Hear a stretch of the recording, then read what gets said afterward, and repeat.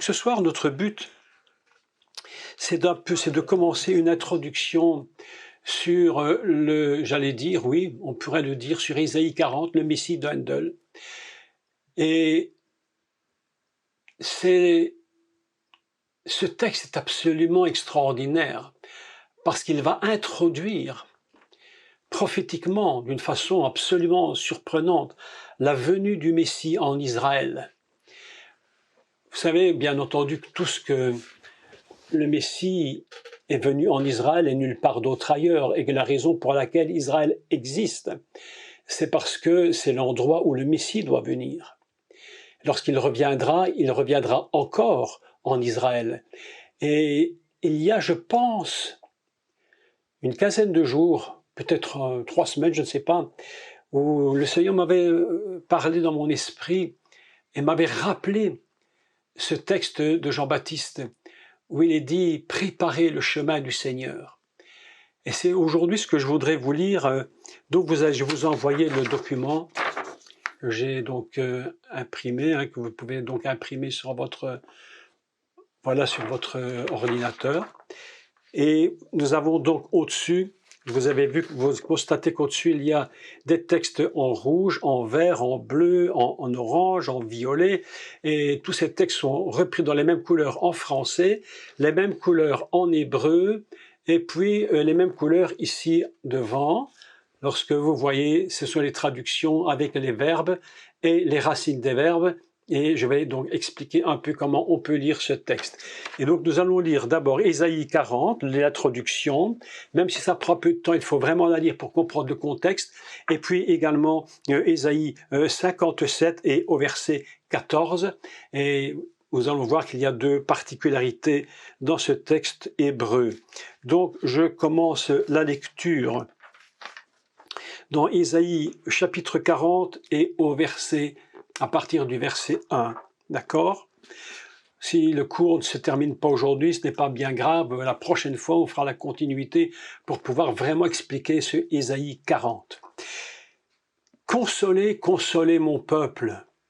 En hébreu c'est Nachamu, Nachamu, Ami. Nachamu c'est consoler. Nachamu, Nachamu, Ami. Et dit votre Dieu. Vous voyez le texte déjà ici, c'est très intéressant, c'est pas quelque chose qu'on nous dit basiquement. Nachamu, Nachamu, Ami, dit votre Dieu. C'est lui qui dit de faire cette chose, de consoler le peuple. Parlez au cœur de Jérusalem et criez-lui, pas parler, mais criez-lui, que sa servitude est finie et que son iniquité est expiée, qu'elle a reçu de la main de l'Éternel au double de ses péchés. Dieu va la bénir 2 fois. C'est absolument incroyable parce que le texte est fort, parce que on devrait dire il mérite 2 fois la punition. Mais il dit, je t'aime d'un amour éternel, je te bénis 2 fois plus. Je te pardonne et je te bénis 2 fois plus. Une voix crie, et ceci, c'est Yohanan, le baptiseur. Une voix crie, préparez au désert le chemin de l'Éternel, aplanissez dans les lieux arides une route pour notre Dieu, que toute vallée soit exaucée, que toute montagne et toute colline soient abaissées, que les coteaux se changent en plaine et les défilés étroits en vallons. Je fais ici la lecture de Louis II, on va relire après la traduction hébraïque. Les défilés étroits en vallons. Alors la gloire de l'Éternel sera révélée. Écoutez cette petite phrase-là. Alors la gloire de l'Éternel sera révélée. Il y a donc des conditions pour qu'elle se révèle. Il va falloir faire quelque chose. Vous voyez, disons un mot sur la prophétie avant d'aller plus loin. Une prophétie fonctionne dans le temps.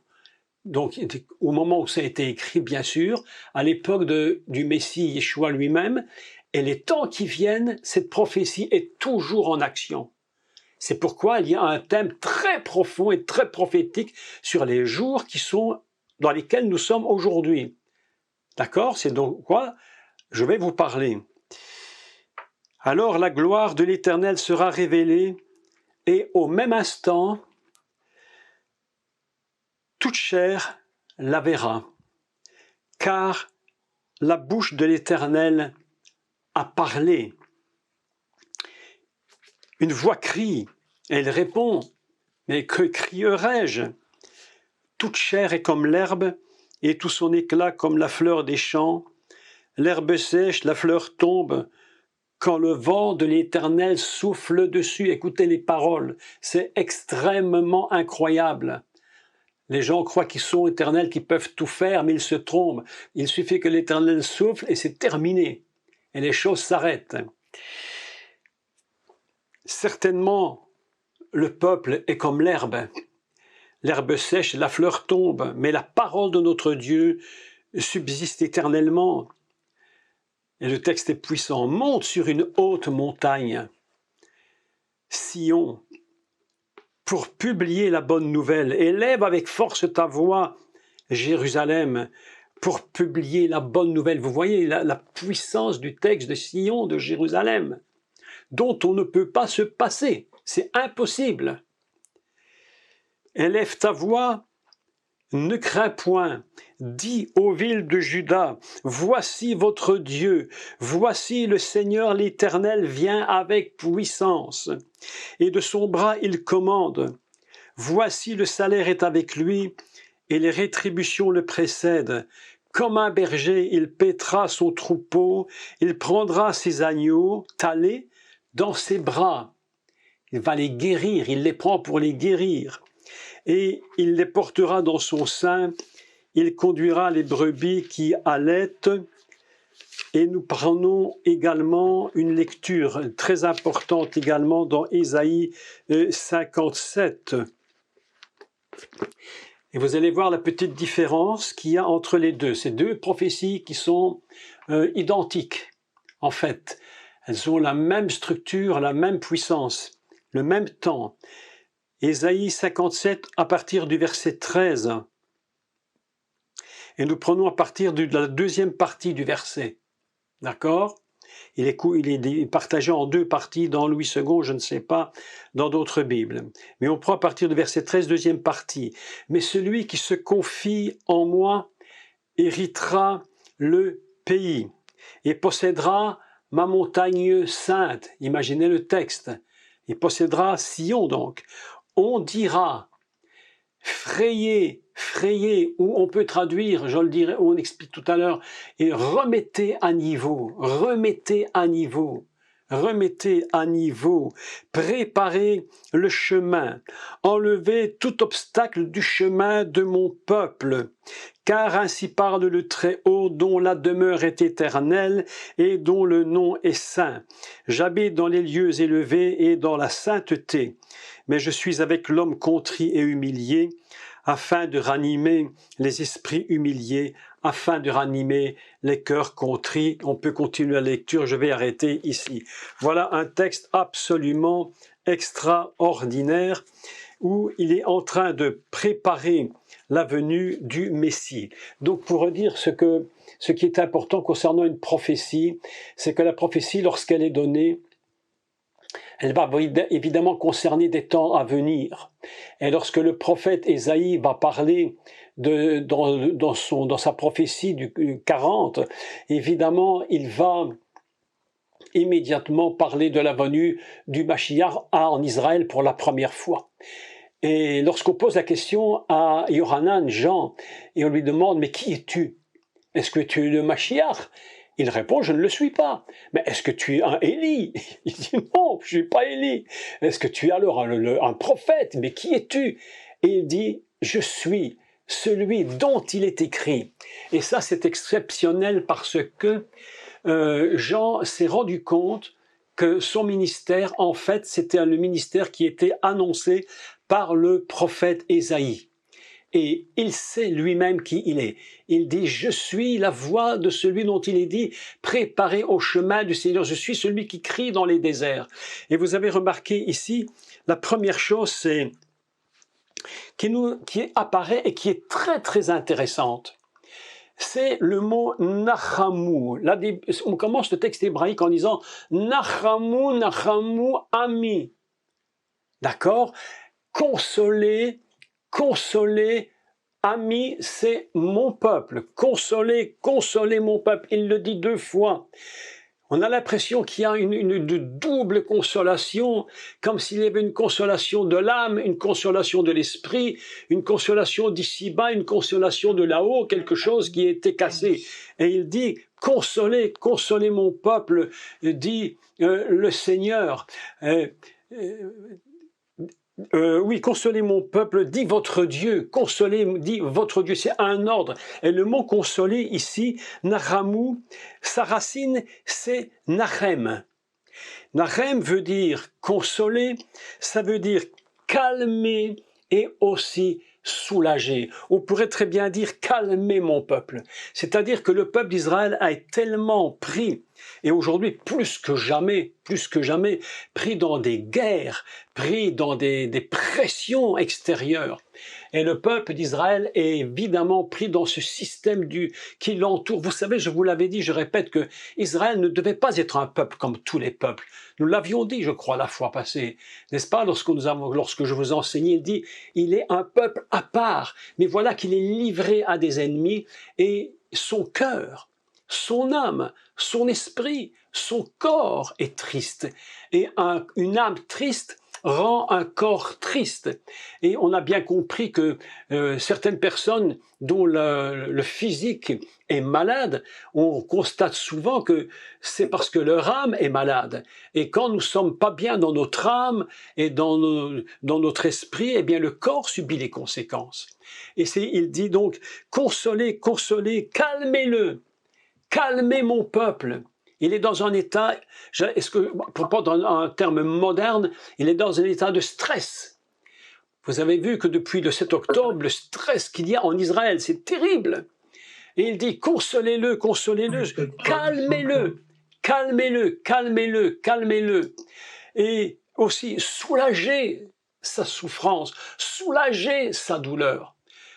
Vous voyez que dans ce mot Nachamu, qui est donc à l'impératif, la racine c'est consoler, calmer, soulever. Mais il y a également la racine qui, dans la même chose, qui se dit Nocham. Et là c'est très intéressant, parce que Nocham signifie se repentir.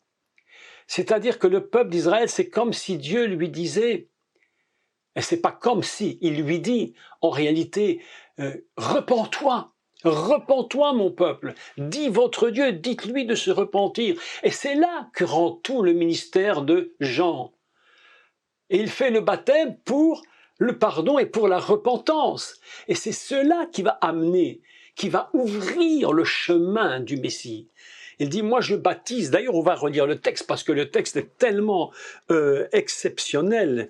C'est vraiment un texte fantastique. Il dit ceci dans l'évangile de Jean et au chapitre 1. Lisons le texte quand même, il est intéressant. Ils lui demandèrent au verset 21, chapitre 1, 21, ils lui demandèrent, quoi donc, es-tu Élie? Il dit, je ne le suis point. Es-tu le prophète? Il répondit non. Ils lui dirent alors, mais qui es-tu? Afin que nous donnions une réponse à ceux qui nous ont envoyés. Mais qu'est-ce que tu dis de toi-même? Vous voyez comment c'est puissant ce texte, hein? Moi-même, dit-il, je suis la voix de celui qui crie dans le désert. Donc, lorsque nous lisons Ésaïe 40, la voix qui crie, c'est Jean-Baptiste, c'est Jean le baptiseur. Et qui crie dans le désert, aplanissez le chemin du Seigneur, comme dit Ésaïe le prophète. Il savait donc vraiment qui il était. Ceux qui avaient été envoyés étaient des pharisiens. Ils lui firent donc cette question, pourquoi donc baptises-tu si tu n'es pas le Mashiach et si tu n'es pas Élie ni le prophète? Jean répondit, moi je baptise d'eau, mais au milieu de vous, il y a quelqu'un que vous ne connaissez pas qui vient après moi. Vous voyez, le texte est très intéressant. Quelqu'un que vous ne connaissez pas. C'est-à-dire son apparence est comme celle de tout le monde et pourtant il y a quelque chose de spécial. Vous La puissance du texte d'Ésaïe 40 est très grande. Elle contient toute la notion messianique. Je ne suis pas digne de délier la courroie de ses souliers. Ces choses se passèrent à Béthanie, au-delà du Jourdain, où Jean baptisait. Le lendemain, il vit Yeshua venant à lui et il dit, « Voici » écoutez la phrase de Jean-Baptiste, elle est très puissante. « Voici l'agneau de Dieu qui ôte le péché du monde. » Et quand il dit cela, il est en train de dévoiler Nachamu, se repentir. Repentez-vous, repentez-vous, mon peuple, dit le Seigneur. C'est la même idée. C'est la même idée. Et Jean-Baptiste, évidemment, connaît très bien cela, et c'est pourquoi il dit, voici l'agneau de Dieu qui ôte le péché. Et pour ôter le péché, il faut la repentance. C'est pourquoi ces deux premiers mots de Ésaïe 40 introduisent immédiatement le ministère de Yohanan, qui est d'annoncer la venue du Messie. C'est celui dont j'ai dit, après moi vient un homme qui m'a précédé, et là c'est puissant, car il était avant moi. Et là nous avons une révélation sur la notion prophétique, celui qui vient maintenant, en réalité était déjà avant moi, et il sera après lui. Et c'est pourquoi la prophétie, on ne doit jamais oublier qu'une prophétie, elle est dans l'éternité. Elle ne fonctionne pas que pour, toutes ces prophéties ne fonctionnent pas que pour hier, elles fonctionnent aussi pour demain. Et je vous assure qu'il y a une chose que j'ai entendue dans mon esprit, et je sais quand Dieu me parle dans mon esprit, c'est lorsque le Seigneur me disait l'autre soir, lorsque nous prions, il disait, je vais un peu paraphraser la chose, mais c'est utiliser, entrer à l'intérieur du ministère de Jean, afin que vous aussi, vous annonciez le Messie qui vient, et que vous ôtiez les pierres, que vous ôtiez les obstacles. Et quels sont ces obstacles? Nous allons en parler, afin que Israël d'aujourd'hui puisse lui-même reconnaître et voir son Messie venir. C'est pourquoi le texte est fort. C'est celui dont j'ai dit après moi vient un homme qui m'a précédé, car il était avant moi, alors qu'en réalité, Yeshua est né après lui. Mais la révélation de Jean est tellement grande qu'il sait très bien que le Mashiach est de toute éternité et il vient en tant que quelque chose de spécial, que pour les Juifs qui l'entendent, c'est pas ce que nous entendons nous. C'est pas ce que nous entendons nous. Les Juifs, ils entendent quelque chose qu'ils n'avaient jamais entendu avant. Voici l'agneau de Dieu. Les Juifs avaient toujours parlé de l'agneau des hommes. Parce que c'était des agneaux qu'on amenait au temple ou au tabernacle. Mais Jean, il va basculer ce sacrifice vers le divin. Et il dit, voici l'agneau de Dieu qui vient d'en haut. Je me dis, mais qu'est-ce qu'ils ont entendu? Qu'est-ce qu'ils ont pu tout à coup saisir d'une telle déclaration? Vous voyez que lorsque nous lisons un texte comme ça, nous les chrétiens habitués à tout ça, c'est basique, on passe dessus. Mais mettons-nous maintenant 2000 ans en arrière à la place du juif. Essayons de comprendre ce que lui comprend. En réalité, je crois qu'il ne comprend rien. Parce que même ses disciples plus tard, lorsqu'il dira « il faut que le Fils de l'homme soit livré aux hommes et qu'il meure, qu'il ressuscite », la Bible dit clairement, ils ne comprenaient absolument rien. C'était impossible pour eux. Et Jean avait dit, l'Esprit, donc l'Esprit de Dieu, la voix de Dieu m'a dit, celui sur qui tu verras l'Esprit descendre, tu sauras que c'est lui. Vous imaginez qu'une prophétie comme Ésaïe 40 contient une telle puissance, rien que dans un mot, Nachamu, consoler, consoler, dans le mot Nocham, repentez-vous, repentir, se repentir, venir devant Dieu et décider de changer notre vie. consolez, consolez mon peuple, dit le Seigneur. Voilà un texte absolument. Parlez au cœur de Jérusalem et dites-lui, alors je fais la lecture maintenant du rabbinat, pas la lecture de Louis Seglon, et puis je vais refaire une traduction un peu différente, vous allez voir, elle est intéressante. Il dit, parlez au cœur de Jérusalem, c'est-à-dire que Jérusalem est le centre même de tout ce qui va se produire sur cette terre. C'est pourquoi il y a une telle opposition contre cette ville. C'est pourquoi le Satan est tellement déterminé à couper cette ville en deux. Couper le cœur de Jérusalem, c'est le tuer. Couper le cœur de Jérusalem, c'est tuer Israël et le faire disparaître à tout jamais. Et ici, la voix de Dieu dit, consolez mon peuple et parle au cœur de Jérusalem, parlez-lui à son cœur, touchez-le dans son âme, touchez-le dans son cœur profondément, qu'il comprenne la situation dans laquelle il se trouve. Et ce qui est absolument fantastique, et là je crois que c'est vraiment formidable, c'est que nous avons entendu que depuis le 7 octobre, avec tout ce qui s'est produit en Israël, eh bien il y a un retour du peuple d'Israël vers la Torah. Ils n'ont pas encore reconnu Yeshua comme Mashiach, mais ils ont quand même un retour vers la Torah. Et c'est très très important parce que lorsqu'on retourne vers la Torah, ça veut dire qu'on se met, ils sont en train de se placer sur le chemin. Un chemin. Et c'est le chemin qui va conduire vers le Père. C'est absolument incroyable. Mais pourquoi? Alors que Yeshua dit, mais nul ne vient au Père que par moi. Et en réalité, quand il dit ça de nouveau, il ne parle strictement pas aux chrétiens. Il parle à des juifs. Évidemment. Mais je me suis de nouveau posé la question, et je crois que je vous en avais déjà parlé, mais qu'est-ce que ces juifs ont compris? Mais strictement rien. Pas plus qu'avec Jean, quand il leur dit « Voici l'agneau de Dieu », ils ne comprennent rien. Et quand Yeshua leur dit « Nul ne vient au Père que par moi », ils ne comprennent toujours absolument rien. Mais la réalité, elle est très grande. Parce que là, il y a ce qu'on appelle Aderer, le chemin. Le chemin. Et ce chemin, c'est la Torah. Parce que la Torah, lorsqu'on la met en pratique, sans le savoir, les Juifs sont en train de mettre en pratique l'image même du sacrifice du Messie. À chaque fois qu'on sacrifie au temple, c'est en réalité l'image même du Messie qui est sacrifiée.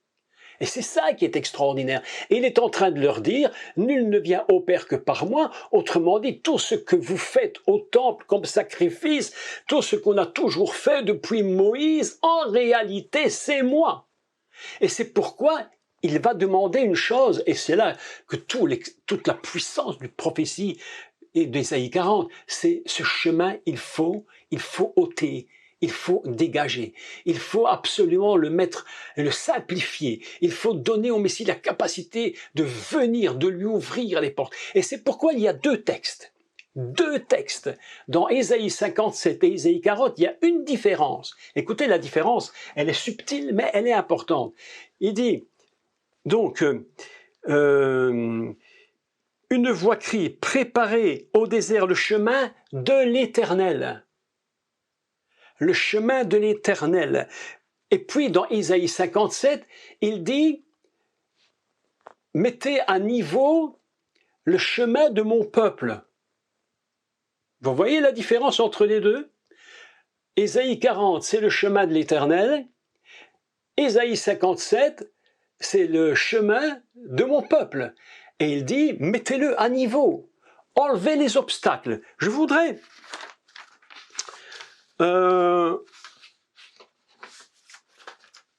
tout de suite vous lire Ésaïe 57 parce que c'est très très intéressant et je voudrais vous lire ceci.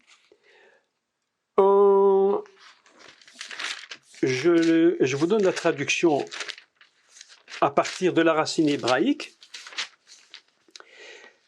il dit, on dira frayer, frayer. Frayer, solou, solou, qui signifie mettre à niveau. Mettez à niveau. Pas nous. Solou, solou, pas nous. Darer. Darer, c'est le chemin. Et donc, alors prenons d'abord une chose à la fois. Pas nous, c'est évacuer. C'est dégager. Dégager, évacuer le chemin, tirer tous les obstacles. Et puis il va dire lever. Arimou, c'est lever. Et il va dire mirchol, qui signifie, la racine signifie enlever tout ce qui peut faire trébucher mon peuple. Enlever tout ce qui peut faire trébucher mon peuple, qui peut le faire échouer. Tous les mots que je vous donne maintenant, c'est la même racine. Ils produisent tous ces mots-là. Mirchol, c'est la racine de trébucher, la racine de échouer, la racine de se heurter, la racine de chanceler, enlever tout ce qui peut faire chanceler mon peuple, enlever tout ce qui est sur la route qui peut le faire tomber et enlever tout ce qui peut le faire s'affaiblir. Ainsi, voilà ce que Dieu demande. Il demande que nous puissions remettre à niveau afin qu'il n'y ait plus d'obstacles, aucun obstacle qui puisse empêcher le peuple d'aller vers le chemin, vers le Messie. Autrement dit, nous avons deux chemins. En réalité, ce n'en est un seul, c'est le chemin de l'Éternel dans Isaïe 40 et c'est le chemin du peuple dans Isaïe 57. Il y a une connexion entre les deux.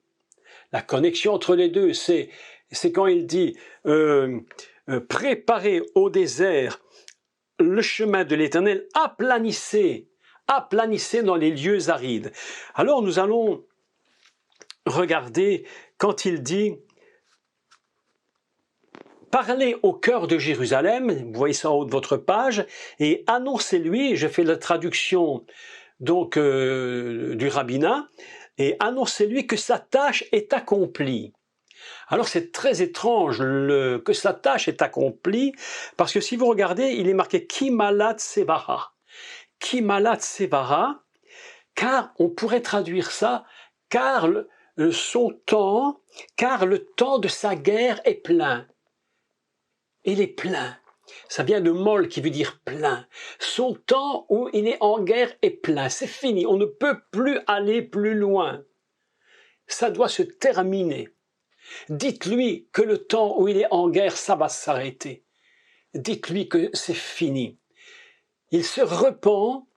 Je parle au cœur de Jérusalem et je lui annonce que son temps de guerre, son temps de difficulté, son temps où il a vraiment dû souffrir, dites-lui que ça s'arrête. Dites-lui que ça va s'arrêter. Et puis il continue et il va lui dire, écoutez, c'est extraordinaire, et annoncez-lui donc que tout cela va s'arrêter et que son iniquité, est pardonnée. Son iniquité, c'est, on peut dire, son iniquité est réparée. Elle a été expiée. La racine, c'est satisfaire et apaiser. Dites-lui, c'est ça qui est magnifique, dites-lui que son péché, son iniquité est expiée, c'est réparé. En fait, lorsque ça se produit, c'est l'apaisement. Dis-lui qu'il s'apaise, qu'il reste en paix. C'est absolument extraordinaire. Et lorsque l'on parle de l'iniquité, écoutez, le texte est fort. C'est Aona. Aona, c'est l'iniquité. Vous le voyez ici sur votre feuille. Aona, l'iniquité. Et c'est également quelque chose d'intéressant. C'est ce qu'on signifie en hébreu, le temps qui est marqué. Vous savez que souvent dans la Bible, on dit au temps marqué. Et je crois même que Et peut-être Louis Saumon avait même traduit ça, qu'elle a reçu, que son iniquité, que la servitude finie, que son iniquité est expiée. Oui, ici, ils n'ont pas marqué, dans une autre traduction, il dit qu'au temps marqué, son péché est expié. Ce que nous devons comprendre dans ce texte par rapport à ce mot hébreu, c'est que dans la pensée de Dieu, il y a un temps marqué pour tout. Et le temps de Dieu pour Israël est marqué. Et lorsque le Mashiach va venir et qu'ils vont le reconnaître, c'est un temps qui est déjà marqué. Et le sens de marquer, c'est en même temps la signification dans sa racine, vous le voyez là. On signifie la faute. Le temps est marqué où sa faute, son péché, son iniquité, son châtiment, le malheur et la misère vont s'arrêter.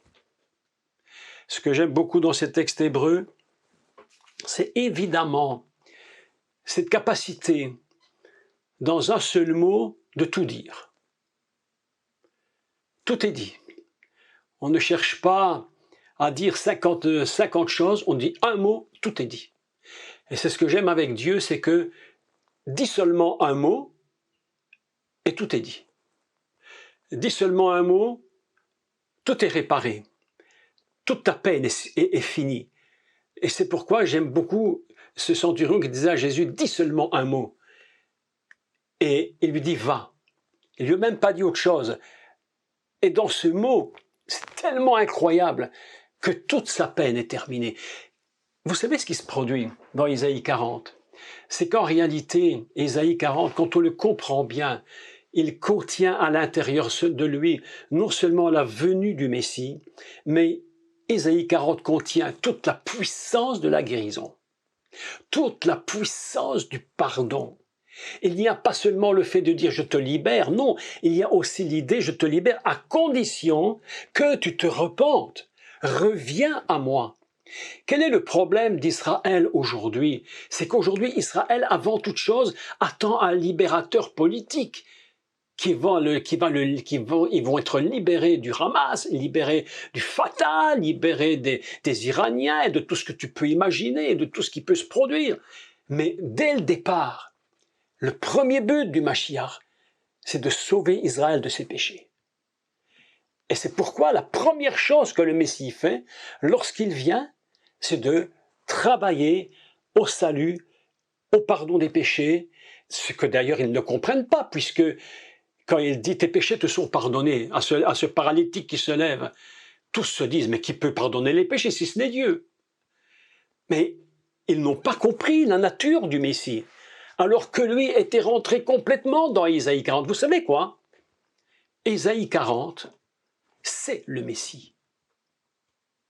C'est lui dans sa totalité. Il est Isaïe 40. Il est Isaïe 57. C'est absolument fantastique. Consolez mon peuple. Consolez mon peuple. Ses péchés sont réparés, expiés. Je vais satisfaire, je vais l'apaiser. Au temps marqué, sa faute sera pardonnée. C'est absolument un texte extraordinaire.